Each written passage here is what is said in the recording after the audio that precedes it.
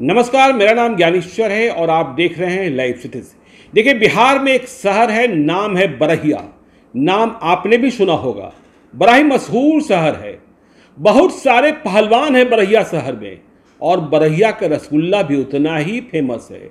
रसगुल्ला चाहे काला हो चाहे सफ़ेद हो, दोनों ही कहते हैं ट्रकों से बाहर जाता है, क्विंटल क्विंटल में बनता है और बिहार के दूसरे शहरों की तुलना में बरहिया का रसगुल्ला सस्ता भी है और स्वादिष्ट भी है। तो देखिए, पहलवान और रसगुल्ला, इसके अलावा भी बरहिया के बारे में कहा जाता है कि यहाँ का बैल, बाभन, बेटा, ये भी तीनों बड़े ही विख्यात हैं। और बरहिया के बारे में यह भी कहा जाता है कि बरहिया जब जब बोलता है दिल्ली डोलता है। तो देखिए, बरहिया ने एक बार फिर साबित किया है कि यदि हम लड़ते हैं, एक नारा है ना, जोर जुल्म के टक्कर में संघर्ष हमारा नारा है। तो बरहिया ने एक बार फिर लड़कर दिखाया हमारे भीतर कितना दम है। देखिए, बैल, बाभन, बेटा की जब हम बात करते हैं बरहिया के बारे में, तो जब लड़ाई होती है तो ऐसा नहीं कि सिर्फ बाभन ही रहते हैं, भूमियार ही रहते हैं। बरहिया के दूसरे लोग भी, दूसरी जातियों के लोग भी जुड़ जाते हैं, चट्टानी एकता दिखाते हैं, क्योंकि दिल्ली को झुकाना होता है। तो आज देखिए, तारीख है 4 जून। बरहिया के आगे फिर से दिल्ली झुका है, रेलवे झुका है। रेलवे ने आज ऐलान किया कि पटना हटिया पाटलिपुत्रा एक्सप्रेस का ठहराव बरहिया में होगा। आपने पिछले दिनों देखा होगा, 22 मई को बिना डरे, बिना विचलित हुए, बिना लाठी गोली की चिंता किए हुए बरहिया के हजारों हजार लोग रेलवे ट्रैक पर आ गए थे, क्योंकि बरहिया के लोगों को इस बात का दर्द था कि उन्हें देश दुनिया से काटा जा रहा है। वे ठहराव के लिए लड़ रहे थे, कई ट्रेनों के ठहराव के लिए, जो उन्हें पहले मिल रहा था। लेकिन कोरोना के बाद जब फिर से ट्रेनों का परिचालन शुरू हुआ तो सबसे अधिक बेईमानी बरहिया के साथ ही हुई। बरहिया के कई राजनीतिक दिग्गज पटना से लेकर दिल्ली तक हैं, वे आगे आए। इसके पहले बरहिया के लोग सड़कों पर आ गए, रेलवे ट्रैक पर आ गए। 22 मई 2022 को 34 घंटे तक रेलों का परिचालन बाधित रहा। देखिए, जब दूसरे लोग करते हैं ऐसे आंदोलन तो पुलिस पहुंच जाती है, लाठियां चटकाती है, लोगों को खदेड़ दिया जाता है। लेकिन यह बरहिया के लोगों का मिजाज है कि पुलिस उन्हें खदेड़ने की हिम्मत भी नहीं कर पाती है, क्योंकि पता है कि यदि बरहिया को खदेड़ा तो फिर आंदोलन कहां तक भभक उठेगा। तो बरहिया, हम बात कर रहे थे, बरहिया के लोगों को गुस्सा आता है कि जब कोरोना के पहले ट्रेनों का परिचालन हो रहा था तो उनके पास 14 ट्रेनें, उनका ठहराव था। और हम 14 ट्रेनों की बात क्यों कर रहे हैं, 14th की बात क्यों कर रहे हैं? इसलिए कर रहे हैं, 14 की बात कर रहे हैं, क्योंकि जब कोरोना के बाद ट्रेनों का परिचालन शुरू हुआ तो इन 14 ट्रेनों का, कुछ ट्रेनों का ठहराव रहा, लेकिन महत्वपूर्ण 14 ट्रेनों का पता नहीं किस साजिश के तहत बरहिया में स्टॉपेज खत्म कर दिया गया। तो बरहिया के लोगों का गुस्सा फट पड़ा। पिछले साल 2021 में भी बरहिया के लोग रेलवे ट्रैक पर थे। इसके पहले रेलवे ट्रैक को जाम करने के पहले आमरण अनशन किया था, अपनी सूची, अपनी मांग बता दी थी और कहा था, हम रेलवे ट्रैक पर हैं, गोली चला सकते हो तो चला देना, लेकिन हम हटेंगे नहीं। पिछले साल जून 2021 में जब बरहिया के लोग रेलवे लाइन पर आए तो रेलवे को झुकना पड़ा, तुरंत ऐलान करना पड़ा। देखिए, पुलिस की हिम्मत नहीं हुई किसी को गिरफ्तार कर लें, पुलिस की हिम्मत नहीं हुई कि वहां आंसू गैस के गोले छोड़ दें और रेलवे ट्रैक को खाली करा दें।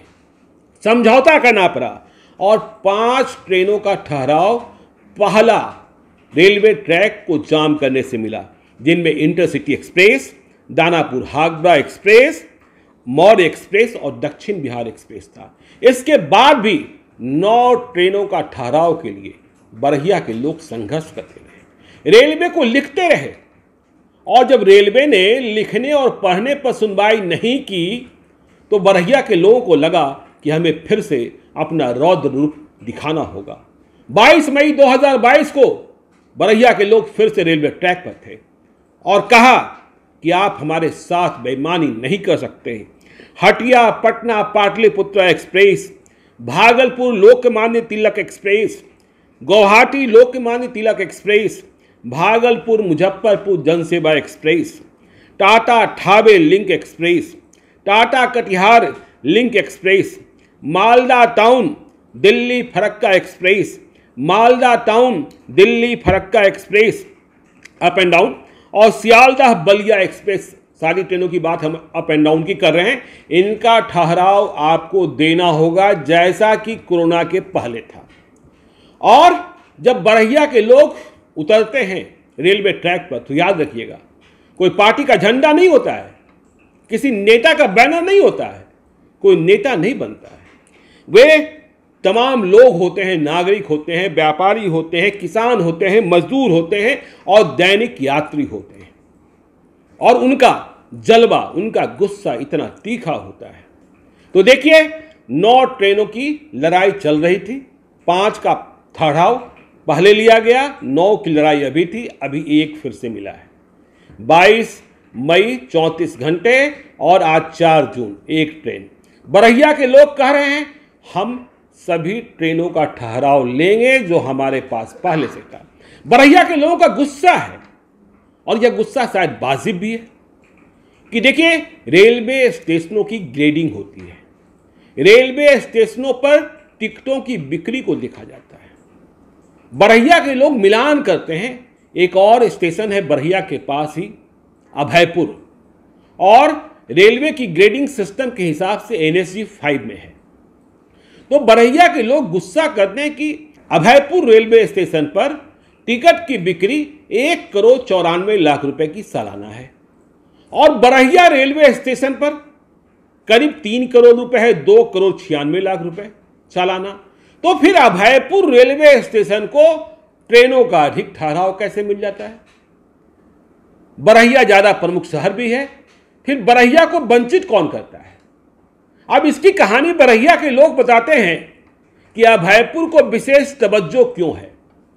तो अभयपुर को विशेष तवज्जो के पीछे की कहानी बताई जाती है कि अभयपुर में कोई ऐसे व्यक्ति अभयपुर के दामाद हो गए जो रेलवे बोर्ड में थे, और जब उनका ससुराल हो गया, वे स्वयं रेलवे बोर्ड में थे, तो अभयपुर को हर महत्वपूर्ण ट्रेन जो जरूरत थी उसका ठहराव देते चले गए। बरहिया से आगे कर दिया अभयपुर को।